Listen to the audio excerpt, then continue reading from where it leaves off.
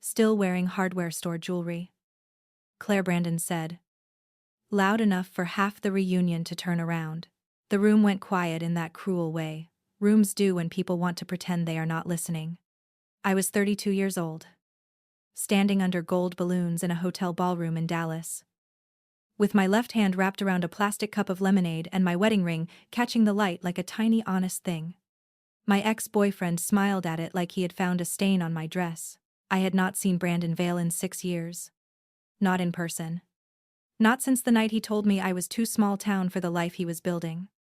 Then left me sitting outside a steakhouse with the bill, my pride, and a phone full of unanswered texts. Back then, he was a sales manager with expensive shoes and a borrowed confidence. Now he was the regional vice president of a drilling equipment company and acted like God had personally promoted him. My husband, Caleb, stood beside me in a clean white shirt, dark jeans, and the same scuffed work boots he wore when he repaired engines at the shop. His hair was still damp from the shower, and there was a thin scratch near his wrist from a hydraulic hose that had snapped that morning. To everyone in that ballroom, he looked like exactly what Brandon wanted him to be. A mechanic, a step down, a man Brandon could laugh at without feeling threatened. The ring on my finger was small, a thin gold band with a modest oval diamond that had belonged to Caleb's grandmother. He had proposed with it on the porch of our rental house in Midland after fixing my dead car in the rain and bringing me soup when I had the flu. He had been nervous when he opened the box, like he was offering me something breakable. I remember thinking no jewelry store could sell what his hands were giving me. Brandon leaned closer, his cologne sharp and expensive. I'm serious, he said, raising his eyebrows at Caleb. Did she pick that out herself? Or did you trade an oil change for it? A few people laughed. Not loudly. Just enough to sting. That was always Brandon's talent. He never needed the whole room. He only needed a few weak people to make cruelty sound like confidence. Caleb did not answer right away. He looked at Brandon the way he looked at an engine making a strange sound. Calm and patient. As if he already knew which part was loose. Then he glanced at me. Not asking permission. Exactly. More like reminding me I was not alone. I felt his thumb brush the back of my hand once. Quiet and steady. That one touch kept me from shaking. I wish I could tell you I said something brilliant in that moment. I wish I had tilted my chin, smiled, and cut Brandon down with one perfect sentence. But pain does not always arrive dressed as anger. Sometimes it comes back as a younger version of yourself. Sitting in a restaurant parking lot, wondering what you did wrong. So I stood there, holding my lemonade, while my face burned under the ballroom lights. The reunion was for Westbridge High. Class of 2012. 10 years late. Because life and pandemics and committee arguments had delayed it until nobody knew whether to call it a reunion or an apology. I had almost skipped it. I owned a small bookkeeping service by then, mostly serving contractors, family businesses, and repair shops across West Texas. Numbers made sense to me. People like Brandon did not. Caleb had encouraged me to go. You don't have to prove anything. He told me that afternoon, while buttoning his shirt in our bedroom. But sometimes it feels good to walk back into a place that once made you feel small and realize the ceiling wasn't that low after all. That was Caleb. Simple words. Heavy meaning. He never raised his voice to sound important. He did not need a room to know who he was. I had told him about Brandon. But not everything. I told him we dated for 3 years. I told him Brandon dumped me after I helped him polish his resume, covered half his rent twice, and drove him to job interviews when his truck was repossessed. I told Caleb Brandon liked women who made him feel admired, then punished them for knowing where the cracks were. What I did not tell Caleb was how long I believed Brandon's version of me. Brandon used to call me practical like it was an insult. He said I dressed like a substitute teacher, worried like a poor person, and thought too small because I had grown up with a mother who clipped coupons and a father who fixed appliances until his knees gave out. When I got accepted into a finance program at Texas State, Brandon told me, "Don't get too ambitious. Claire. Men don't like women who make everything feel like a spreadsheet. I laughed then because I thought love meant softening the parts of yourself that made someone uncomfortable. I did not know yet that the wrong person will call your strength a flaw, so they can sell your weakness back to you as devotion. Brandon had not just broken my heart. He had trained me to apologize for having a spine. That was why the ring mattered. Not because of the diamond. Not because of what it cost. It mattered because Caleb never once made me explain why I liked something simple. He never made me shrink my wants to protect his ego. He had given me a ring with history. Not a price tag. And when I cried, he looked almost scared. Like he had accidentally handed me the moon, Brandon's wife. Tessa stood beside him in a silver dress and a necklace that looked heavy enough to give her a headache. I recognized her from social media. She posted brunches, charity luncheons, vacation balconies, and quotes about loyalty in cursive fonts. She looked me up and down with a polite smile that never reached her eyes, then touched Brandon's arm as if claiming the joke and the man who made it. "Oh, Brandon," she said. But she was laughing too. "Don't be awful." That was how people like them kept their hands clean. They called humiliation teasing. They called cruelty honesty. They called your pain proof that you could not take a joke. And if you defended yourself, suddenly you were the dramatic one. Caleb finally spoke. "It was my grandmother's ring." His voice was even. No bite. No embarrassment. Brandon's smile twitched. But only for a second.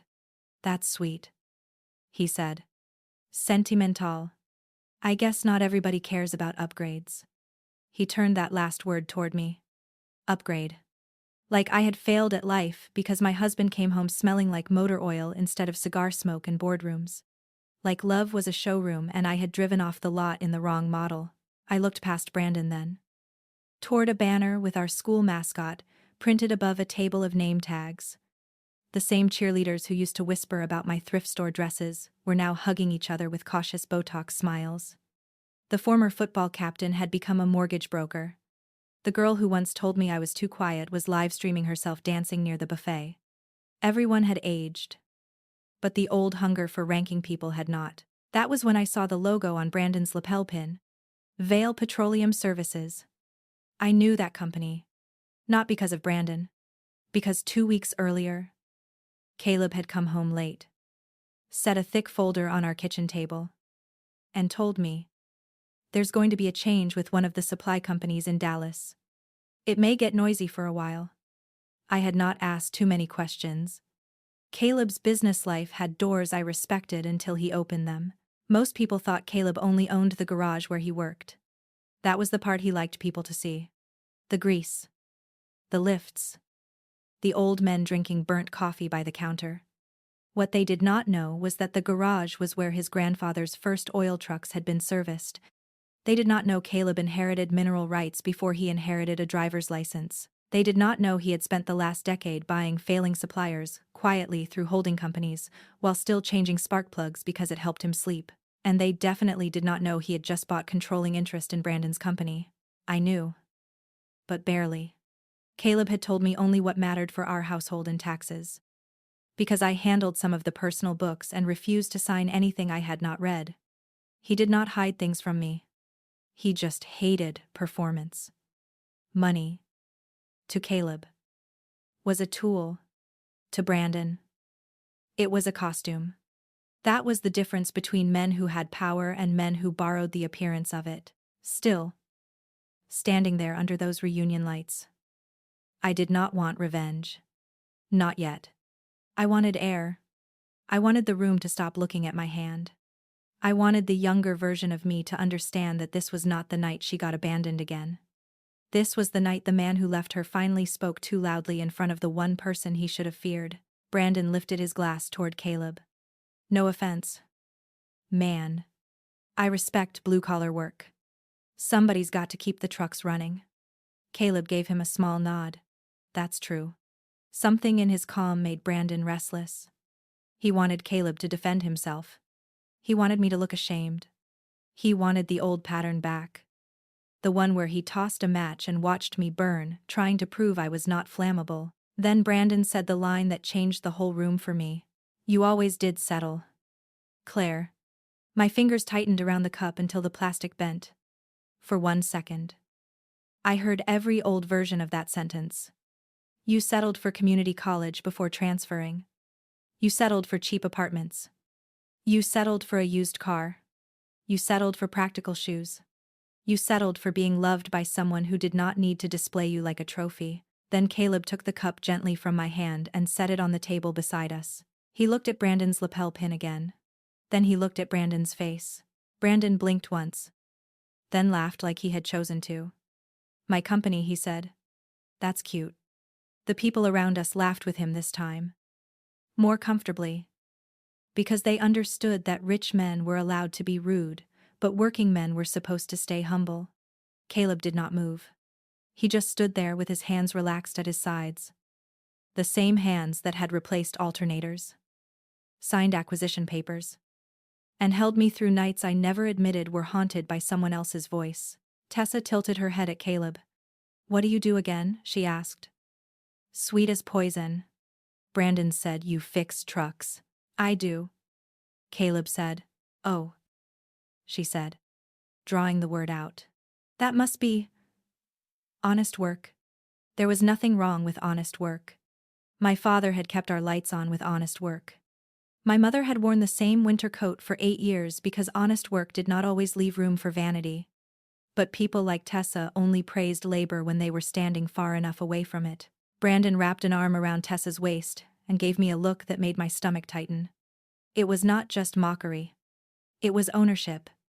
Not because he wanted me anymore, but because he still wanted the right to define what my life meant after him. Some men do not miss the woman they lost. They miss being the person she measured herself against. When she stops measuring, they panic and call it disrespect. You know, Claire used to have big plans, Brandon said to Caleb. Finance. Consulting. Maybe corporate strategy. Then again, she always got nervous around real pressure. My throat went dry. That was not true. But it was familiar. Brandon had a gift for taking the most responsible part of a woman and making it sound like fear. I had not dropped out because I was weak. I transferred home because my mother had a stroke, and my father could not handle the bills alone. I took night classes, balanced checkbooks for local businesses, and graduated 2 years late with no applause. Caleb looked at me. And in that glance, I knew he was learning something I had never fully said. Not the facts. The weight. He knew my mother had been sick. He knew I finished school the hard way. But he had never heard Brandon speak the old lie out loud. With the same polished confidence that once made me doubt my own memory. I could have corrected him. I could have told that circle of classmates exactly what happened. But I had learned something since Brandon left me. The truth does not become stronger because you throw it at people who came prepared not to catch it. So I took a breath, lifted my chin, and said, I remember things differently. Brandon smiled. Of course you do. That sentence landed harder than the joke about the ring. A woman named Melissa, who used to sit behind me in economics, stepped in awkwardly and asked if anyone wanted to take pictures by the backdrop. The circle loosened. People turned away with relieved little smiles, grateful for a reason not to choose sides. That was how public humiliation worked. Most people did not join the cruelty because they hated you. They joined because silence was easier than losing their place beside power. Caleb touched my elbow. You want to leave? I looked toward the exit. For 1 second. I almost said yes. We could have walked out, driven back to our hotel, ordered room service, and let Brandon keep his little stage. There was a time when leaving would have been survival, but that night, leaving felt like handing him a story he would retell forever. Claire got embarrassed and ran. Claire married down. Claire could not handle the truth. No, I said. My voice surprised me. I want to dance with my husband. Caleb's mouth softened. Then let's dance. The DJ was playing an old country song from our senior year. One of those songs everyone pretended not to know until the chorus came on. Caleb led me to the edge of the dance floor. Not the center. Because he knew I did not like being watched. He put one hand at my waist and held my other hand carefully. His thumb resting near the ring Brandon had mocked. For a few minutes, the room disappeared. I focused on Caleb's shoulder, on the warmth of his palm, on the strange safety of a man who never demanded that I perform happiness for him. He did not ask me if I was okay because he knew the answer was complicated. He just held me like my dignity had never been up for debate. Then Brandon walked onto the stage. At first, I thought he was making some reunion toast. He took the microphone from the DJ, tapped it twice, and grinned when it squealed. People clapped because people clap before they know whether they should. Tessa stood near the stage with her phone out, already recording. Brandon loved a room with all eyes turned toward him. He looked younger under attention, almost boyish, until he opened his mouth. "I just want to say," he began. "It's incredible seeing where everyone ended up. Some of us built companies. Some of us built families. Some of us," his eyes landed on me, "some of us found happiness in simpler things." There were laughs again. Scattered but louder than before. My hand stiffened in Caleb's. He felt it and held tighter. Brandon raised his glass toward us like he was offering a blessing. To old friends. Second chances. And remembering that success looks different for everybody. It sounded kind if you were not the target. That was why it worked. I stepped back from Caleb. "He's still doing it," I whispered. Caleb's jaw moved once. "I know. You don't have to defend me. I'm not worried about defending you," he said quietly. "I'm deciding how much rope he needs." I stared at him. There was no anger in his face. Not the loud kind. But something had settled behind his eyes. Something precise. I had seen that look once before when a supplier tried to cheat one of Caleb's mechanics out of overtime pay. Caleb had not yelled then either. He had simply pulled records, made calls. And by Friday, the checks cleared. Brandon kept talking. He mentioned his promotion. He mentioned Vale Petroleum's upcoming strategic expansion. He mentioned leadership, resilience, market share, and other expensive words men used when they wanted applause without explaining numbers. I listened because numbers were my language. And his sentences had gaps in them. Too much confidence around debt. Too much swagger around a company that had just changed hands quietly. Then he said, "We're entering a new chapter. And I'm proud to be part of the team leading Vale into it." Caleb gave a faint breath through his nose. Not a laugh. Worse. Recognition. When Brandon handed the microphone back. People applauded. And he walked toward us like a man returning from victory. Tessa followed. Still recording. "Hope that didn't hurt your feelings," Brandon said to me. "You know me. I'm sentimental." "You're not sentimental," I said. "You're careless." His smile thinned. "Careful. Claire. Bitterness ages a woman." Caleb stepped half an inch forward. "Not enough to threaten. Enough to change the air. Say one more thing about my wife." Brandon looked delighted. "There he is. The mechanic has a temper." "No," Caleb said. "The mechanic has patience. Don't confuse the two." For the first time, all night. Brandon's confidence flickered. It lasted only a second. But I saw it. Tessa saw it too. Her phone lowered a little. Men like Brandon could handle anger because anger made them feel powerful. Calm scared them because calm suggested someone was not afraid of the consequences. Brandon recovered with a smirk. "Listen. Man. I don't know what Claire told you. But we have history. I'm allowed to joke." "No," I said. My voice was low, but it did not shake. "You're allowed to remember it however you need to. You're not allowed to use me as entertainment." The words came out clean. Years late. But clean. Brandon's face changed. Not with guilt. But irritation. "Boundaries offend people who benefited from you having none." He leaned closer so only our small circle could hear. "You should thank me," he said. If I hadn't left, you'd still be chasing a life you couldn't handle. I lowered your expectations. Looks like that worked out. Something inside me went very still.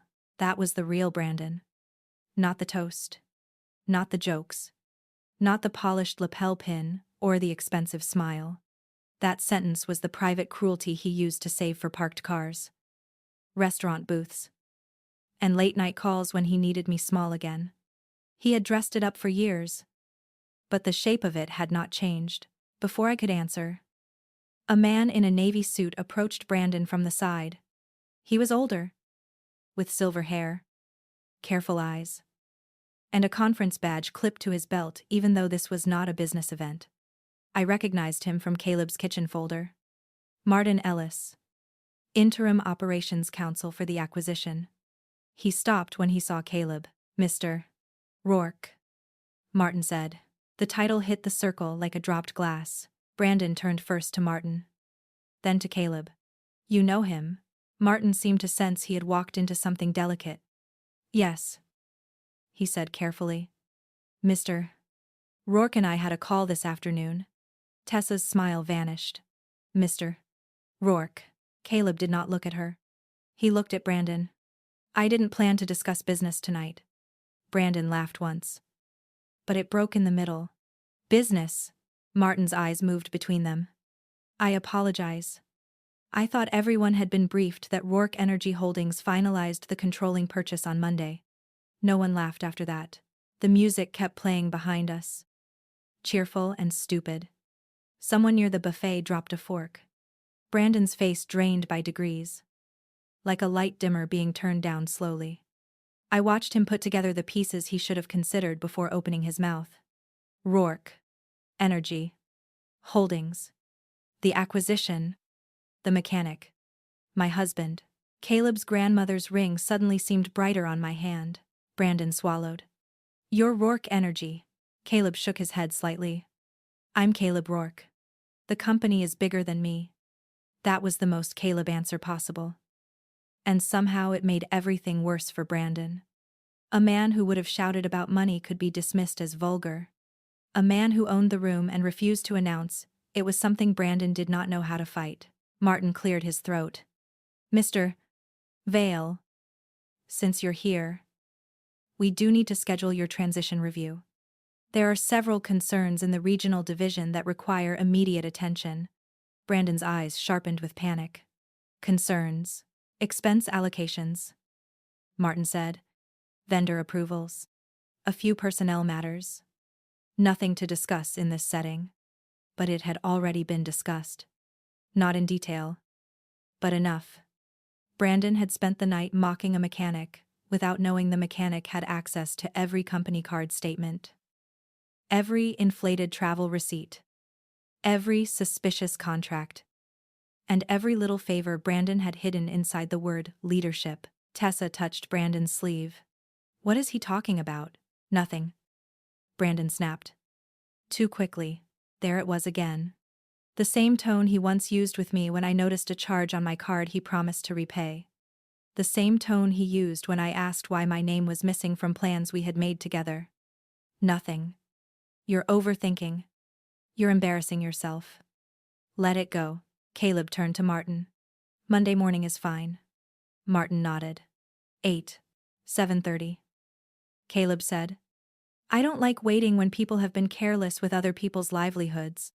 Brandon flinched. I almost missed it. The circle around us had widened. But no one had really left. Phones were lowered now. Faces alert.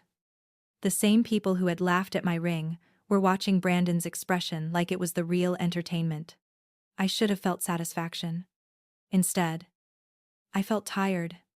Public shame did not heal public shame. It only proved how cheaply attention could change direction. Brandon looked at me then.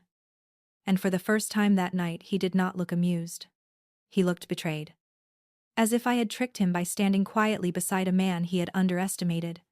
You knew, he asked. Yes, I said. His mouth twisted. And you let me talk. I looked at my ring. Then back at him. You didn't need my help with that. Caleb's hand found mine again. This time, I did not hide the ring. I let the ballroom lights catch it. I let Brandon see exactly what he had mocked. Not because the ring had become expensive in his eyes, but because it had never needed to be. The value had not changed. Only his understanding of power had. Brandon lowered his voice. Claire. Can we talk privately? 6 years earlier. That sentence would have pulled me out of any room. I would have followed him to a hallway. Listened to his excuses. Accepted his version of events. And left carrying guilt that did not belong to me. That night, I stayed where I was. No, I said. Anything you need to say to me can survive witnesses. His face hardened. There it was again. That brief flash of the man beneath the polish. Don't act like you're above me now because you married money. I almost laughed. Not because it was funny, but because he still did not understand. He thought the reversal was that I had found a richer man. He thought this was the same scoreboard he had been using all along. He could not imagine a woman winning by no longer wanting to play. I didn't marry money, I said. I married a man who didn't need to make me feel poor. Caleb's fingers tightened around mine. Just once. Brandon had no answer for that. Not one he could say in front of everyone. By the time we left the ballroom, the reunion had split into whispers. People who had not spoken to me all night suddenly wanted hugs, updates, and business cards. Melissa found me near the coat check and whispered. I'm sorry, I laughed. I believed her. Mostly. But apologies offered after power shifts are complicated things. Some are guilt. Some are fear. Some are just people trying to move closer to the new safest place in the room. In the hotel elevator, I finally let myself breathe. Caleb stood beside me. Quiet. Watching the numbers descend. I expected him to say something about Brandon. He did not. He reached for my hand. Lifted it. And kissed the ring Brandon had mocked in front of everyone. I'm sorry, he said. For what? For not knowing how much that hurt before tonight. That broke me more than Brandon's cruelty had. I turned toward the mirrored wall, because I did not want to cry in front of my own reflection. Caleb put his arm around my shoulders and pulled me close. Not asking me to be strong. Not asking me to be fine. But the night was not over. Not really. Aden sprzeche patrzeć, she opt p. While we were sitting on the edge of the hotel bed, my phone buzzed with a message from an unknown number. There was no greeting. No apology. Just one sentence. Claire. Tell your husband I'm willing to make this easy if he keeps my name clean Monday. I stared at it until the words blurred. And for the first time all night, I understood Brandon had not just been cruel, he was scared. I did not answer the message right away. I just sat there, on the edge of the hotel bed. Still wearing the navy dress I had almost talked myself out of buying. Staring at Brandon's words like they were a receipt for something rotten. Caleb read them once. Then handed the phone back to me without a dramatic reaction. That was the first thing I noticed. He did not explode. He did not curse. He simply became very still. Do you want me to handle it? He asked. I looked down at my ring. A few hours earlier, Brandon had made that small diamond feel like an accusation. Now it felt like a witness. No, I said. Not yet. Caleb nodded like he understood exactly what that meant. Not because he wanted me to fight Brandon alone, but because he respected that this part of the story had started long before him. I had been silent around Brandon for years. Not peaceful. Silent. There was a difference. And I was finally beginning to feel the cost of it. I saved the message. Then I took a screenshot and emailed it to myself. My business account. And the private folder where I kept tax records for clients who thought losing receipts was a personality trait. That was the bookkeeper in me. Feelings could blur. Filas did not. Dates. Times. Sender numbers. Backups. I had learned long ago that people who lied professionally hated paper trails more than they hated being wrong. Caleb sat beside me. There's more, he said. I looked at him. With Brandon. With the division. We were already reviewing him before tonight. I should have been surprised. But I was not. Something about Brandon had always felt expensive in the wrong direction. He liked to shine. But he hated being examined. What kind of review? I asked. Caleb rubbed both hands over his face. Tired now. Vendor contracts routed through a shell company. Travel expenses that don't match meeting schedules. Performance bonuses approved under questionable numbers. Nothing finalized yet. Martin has been building the file. The room seemed to narrow around us. I thought of Brandon on that stage, talking about leadership and market share, with a borrowed glow on his face. I thought of Tessa recording him like he was the main character in a success story. Then I thought of the way he had texted me. Not Caleb. Not Martin. Me. Because in Brandon's mind, I was still the soft door he could push open when the front entrance was locked. He thinks I can influence you, I said. Caleb's eyes softened. Can you? The question could have been insulting from anyone else. From him, it was trust. He was not asking whether I would protect Brandon. He was asking whether I wanted the power to decide what happened next. I took a long breath. I can tell you not to ruin a man just because he humiliated me. I wouldn't. I know. And I can tell you not to save a man just because he once taught you to feel responsible for his mess. That sentence stayed in the room after he said it. It did not hurt because it was cruel. It hurt because it was accurate. Brandon had never needed me to be brilliant. He needed me useful. Useful women are praised right up until they become inconvenient. The next morning, Brandon called at 6:12. I let it ring. He called again, at 6:15. Then, 6:19. By 6:30. He had sent 3 more messages. The first said he had been joking. The second said I misunderstood. The third said Caleb seemed like a reasonable man and surely did not want to destroy someone's career over personal bitterness.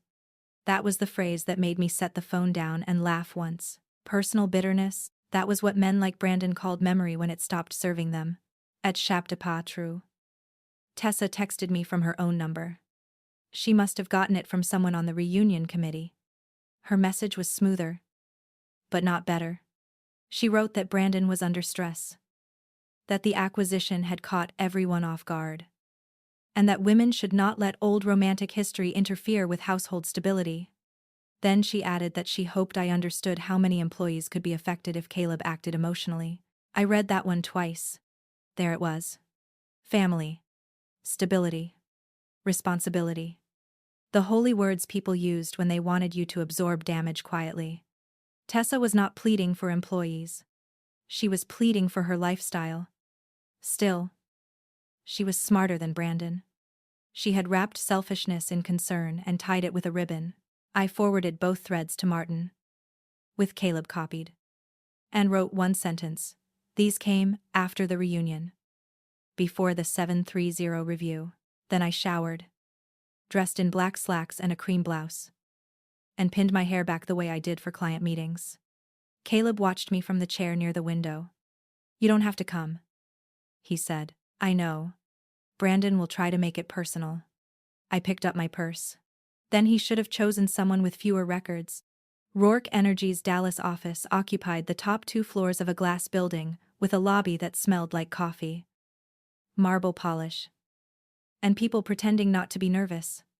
Martin met us at the elevator with a tablet under one arm and the careful face of a man who had seen executives lie in $1,000 suits. He greeted Caleb first, then me, with a slight nod that carried more respect than half the reunion had managed in 3 hours.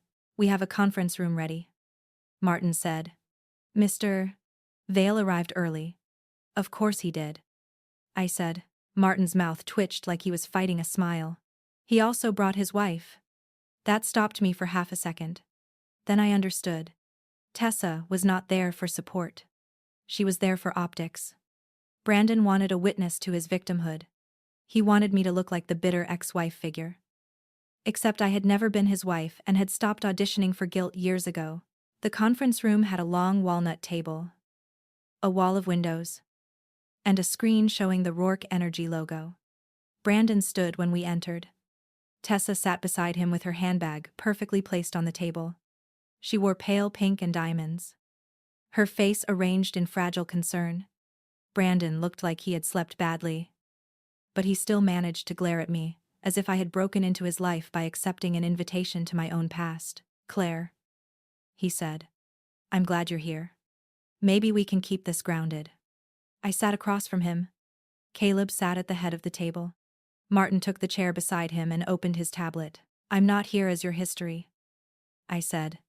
"I'm here because you contacted me last night about an internal company review involving my husband's business." Tessa's eyes moved to Brandon. Just a flicker. But enough. He had not told her exactly what he sent. Brandon forced a small laugh. "I reached out because things got heated at the reunion. I didn't want misunderstandings." "Good," Martin said. "Then you won't mind if we include the messages in the record." Brandon's face tightened. "That seems unnecessary." "It became necessary when you contacted Mrs. Rourke and suggested you were willing to make this easy if your name was kept clean," Martin said. He did not raise his voice. He did not need to. "That language can be interpreted several ways. None of them helpful to you." Tessa went very still. For the first time, her polished concern cracked into something real. "Brandon," she whispered. He ignored her. "You're twisting a private message." I looked at him then. Really looked. 6 years ago. That sentence would have made me panic. I would have wondered whether I had overreacted. Whether I had taken the words wrong. Whether my memory was unfair. But sitting in that conference room, with the message saved in 3 places, and the man I loved calmly breathing beside me, I felt the old spell lose its shape. "No," I said. "We're reading it." Brandon's jaw flexed. "Claire, don't do this." There it was again. Not an apology. A command, dressed as a plea. Martin began the review. He did not start with scandal. He started with dates. That was what made it devastating. On March 14, Brandon approved an emergency transport contract for a vendor called Southline Logistics. On March 17, Southline invoiced Vale for equipment that never left the Odessa yard. On April 2, a second contract went through under a different project code. On April Noah, Brandon's corporate card paid for a weekend suite in New Orleans during a supposed vendor meeting that no vendor attended. Brandon denied each point with practiced irritation. Delayed paperwork. Clerical mistakes. Bad data migration after the acquisition. He spoke fast. Like speed could create truth. Martin let him. Caleb listened without blinking.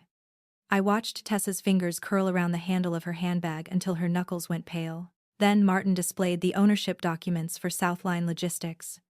The registered agent was a man named Peter Lyle. I did not recognize the name. But Tessa did. Her face changed before Brandon could stop it.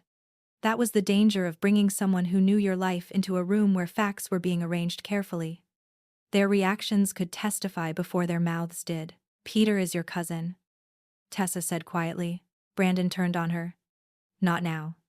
Martin looked down at his notes. "Peter Lyle is Mrs. Vale's cousin." Tessa's lips parted. But no sound came out. Brandon leaned forward. "This is ridiculous. A regional VP doesn't personally verify every vendor relationship. If my wife's family knows someone in logistics, that's not illegal." "No," Caleb said.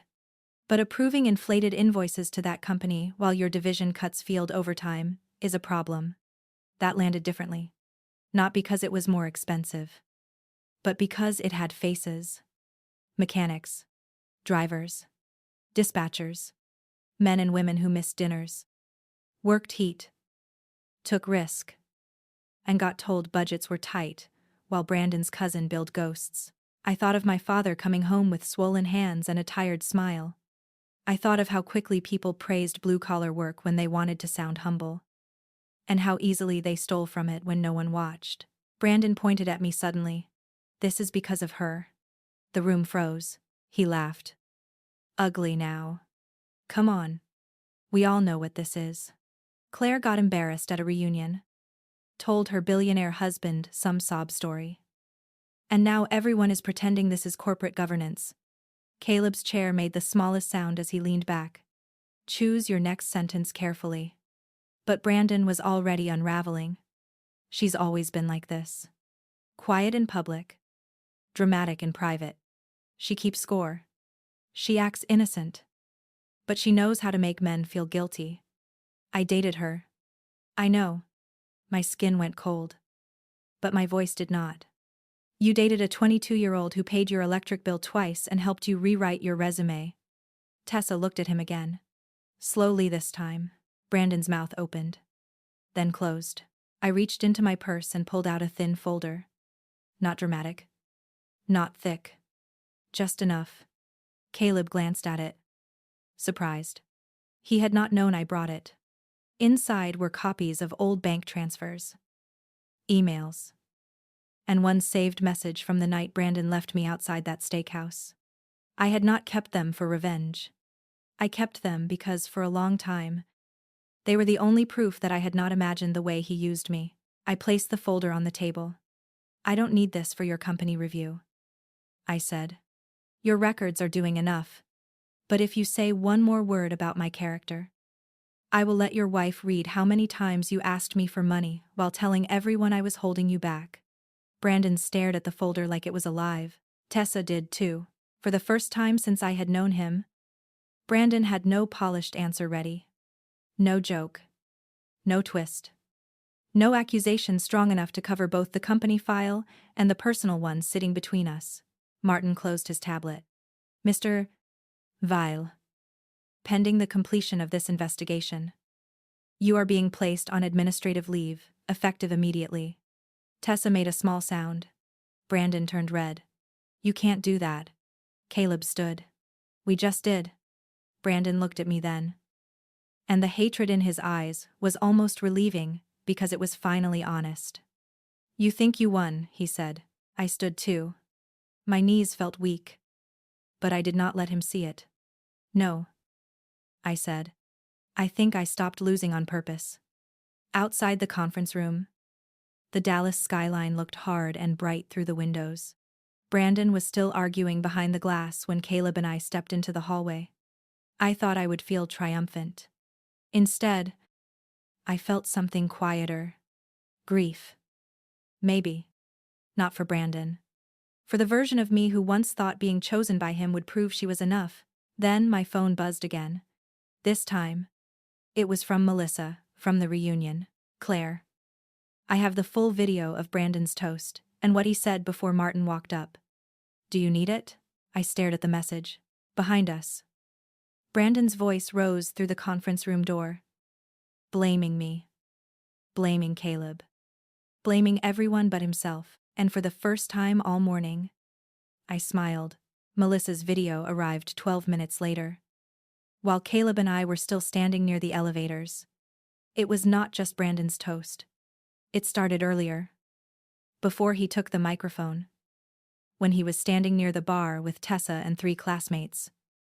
Laughing about my ring and Caleb's boots. The audio was clear enough to hurt. Brandon's voice came through bright and smug. Saying, Claire always needed someone simple. Ambition scared her. I watched it once without blinking. Then I sent it to myself. To Caleb. And to Martin. Not because it was needed to prove Brandon's corporate misconduct. It was not. But character matters when a man's defense is that everyone else is bitter. Confused.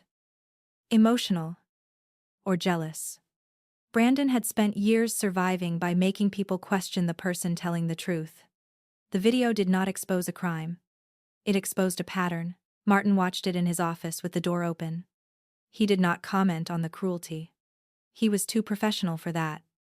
But when Brandon demanded another meeting that afternoon, Martin agreed and invited human resources, compliance, and the head of field operations.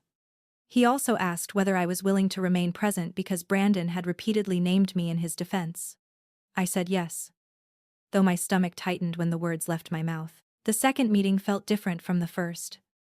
Brandon entered without Tessa.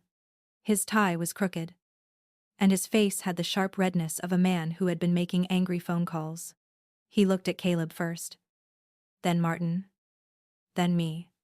When he saw me sitting there, his mouth twisted. Still hiding behind powerful men, he said, before he even reached his chair. I did not answer. That was the first boundary. Not every insult deserves oxygen. Martin placed a printed copy of the message Brandon had sent me on the table. Beside it, he placed a transcript of the reunion video and a preliminary audit summary. 3 quiet stacks of paper. No raised voices. No drama. Just evidence. Lined up like doors closing one by one, Brandon stared at them.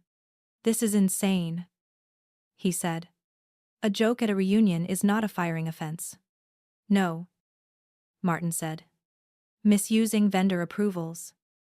Attempting to influence an internal review through the owner's spouse. And retaliatory statements toward that spouse during an active inquiry are the concerns on record. The owner's spouse, Brandon repeated, looking at me like the words tasted bitter.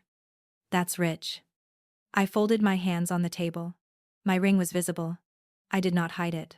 The head of field operations, a woman named Dana Holt, opened the audit file. She had gray-streaked hair, steel blue eyes, and the exhausted patience of someone who had spent 25 years around men who confused volume with facts. She explained that 3 field crews had lost overtime after Brandon's region claimed cost overruns. During the same period, Southline Logistics billed the company for emergency transport, unused equipment, and storage fees that no yard manager could verify. Brandon tried to interrupt. Dana lifted one finger without looking at him. I'm not finished. He stopped. That tiny moment gave me more satisfaction than I expected. Then Dana read the names of the affected workers. Not account numbers. Names. Luis Mendoza, father of 3, who lost 2 weekends of pay. Ray Collins, who had been with the company 19 years. Marcy Bell, dispatcher, whose bonus was denied because Brandon's division reported budget pressure. With each name, Brandon's defense became uglier because the theft became less abstract. Caleb had not spoken yet. He sat at the end of the table, his face calm, his hands still. When Brandon finally turned toward him and said, "You're going to let a personal grudge destroy a profitable division," Caleb looked at Dana. Then Martin. Then me. Only after that did he answer. "No," Caleb said. "I'm going to let records protect the people your profitable division was quietly taking from." The room went silent. Brandon leaned back and laughed. But nobody joined him. "You people love moral theater," he said. Claire, especially. She always wanted to be the wounded saint. That was when I opened my folder again. I did not pull out everything. I did not need to. Just one page. An old email from Brandon, sent 6 years ago, asking me to cover his overdue truck payment because, in his words, "We're building a future, and sometimes you have to sacrifice for the team." Under it was the bank transfer. Under that, another message from the night he left me with the steakhouse bill, saying I was embarrassing him by acting abandoned. I slid the copies across the table. But not toward Brandon. Toward Tessa's empty chair. "I kept these because I spent years wondering if I remembered you unfairly," I said. "I don't wonder anymore." Brandon's eyes went flat. "That has nothing to do with this company." "You're right," I said. "It has to do with your favorite defense. You call women bitter when they keep receipts." For a moment, nobody moved. Then Martin quietly added the copies to a separate file marked Conduct Context. Brandon saw the label and his face changed. He understood, finally, that the room was not interested in his performance. They were building a record. And records did not care how charming he used to be. By the end of the meeting, Brandon was terminated for cause, pending full legal review. Southline's contracts were frozen. Payments were suspended. The affected workers were scheduled for back pay assessment. Martin informed Brandon that any further contact with me or Caleb outside legal channels would be documented as intimidation. Brandon stood there with his mouth open. Like consequences were a language he had never bothered to learn. He turned to me before leaving. "You think he loves you," he said. nodding at Caleb. Men like him don't marry women like you unless they want someone grateful. Caleb stood so fast his chair shifted behind him, but I lifted my hand slightly. Not to stop him because I was afraid. To tell him I had this. I looked at Brandon and felt. Strangely. No need to wound him back. That's the saddest thing about you. I said. You still think love is about who gets to feel above whom? He had no answer. He left with security walking a few steps behind him. Not touching him. Just making sure he understood the hallway was no longer his stage. The aftermath did not explode all at once. It unfolded in practical, humiliating pieces. Brandon's company email was disabled before sunset. Southline's owner, Tessa's cousin, was pulled into the inquiry. Tessa called me once from a blocked number, crying and angry, saying I had ruined her marriage. I listened for 10 seconds, then said, "No, Tessa, I just stopped helping him hide the kind of man he already was," and hung up. The reunion video spread anyway. Melissa did not post it publicly. But private messages have legs. Especially in towns where people pretend they hate gossip while feeding it breakfast. By the next weekend, 3 classmates had sent apologies. 2 were sincere. 1 was fishing for Caleb's business connections. I answered the sincere ones and ignored the other. Growth, I learned, is partly knowing the difference. A month later, Caleb took me back to the same hotel ballroom. Not for revenge. Not for a speech. Rourke Energy was hosting a dinner for field employees whose overtime and bonuses had been corrected after the audit. Caleb hated formal events. But he went because Dana told him the workers deserved to see ownership show up. I wore a black dress. Caleb wore a suit. Though he complained about the collar all evening. Luis Mendoza found us near the coffee station and shook Caleb's hand with both of his. Then he turned to me and said, "My wife said to tell you thank you." I almost corrected him. I almost said I had done very little. But then I thought of every woman who had been trained to minimize her part in her own rescue. So I nodded and said, "Tell her she's welcome." That night, nobody laughed at Caleb's boots. He had worn them with the suit. Later, when the room emptied and the staff began clearing plates, I stood under the same type of ballroom lights that had made my face burn at the reunion. I lifted my left hand and looked at the ring. The diamond was still small. The band was still thin. It had not grown because other people finally understood my husband's bank account. It was not more valuable because Brandon had been fired. Its worth had never been waiting for public confirmation. Caleb came up beside me. "You okay?" I thought about the younger version of me outside that steakhouse, staring at my phone. Ashamed to call my parents because I did not want them to know I had been left behind.